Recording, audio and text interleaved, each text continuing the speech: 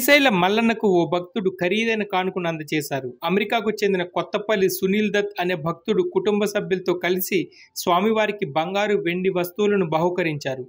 28.3 గ్రాములతో చేసిన 2 బంగారు బాషికాలు, 5 గ్రాముల బంగారు కంకణం, కేజీ 25 గ్రాముల వెండి పళ్ళెం, 865 గ్రాముల వెండి శక్తి ఆయుధం, 550 గ్రాముల వెండి నాగహారతి, 290 గ్రాముల కుక్కుట ధ్వజం, 750 గ్రాముల 5 వెండి గిన్నెలు, 920 గ్రాముల గంధాక్షత గిన్నె, 190 గ్రాముల చిన్న కమండలం, 300 గ్రాముల పెద్ద కమండలాన్ని అందజేశారు.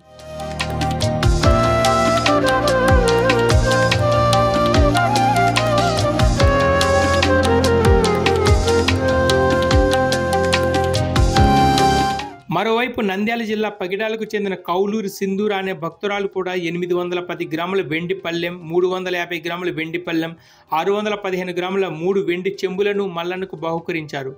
దాతలకు దేవస్థానం అధికారులు స్వామివారి శేషవస్త్రం, ప్రసాదాలను అందచేసి సత్కరించారు. 2 రోజుల క్రితం చెన్నైకి చెందిన కోనేరు విమలాదేవి అనే భక్తురాలు స్వామివారికి 343 గ్రాముల బంగారు పళ్ళాన్ని అందజేశారు. శ్రీశైలంలో అమ్మవారు, స్వామివారి కైంకర్యాల్లో ఈ బంగారు పళ్ళెలను వినియోగిస్తామని ఆలయ అధికారులు తెలిపారు.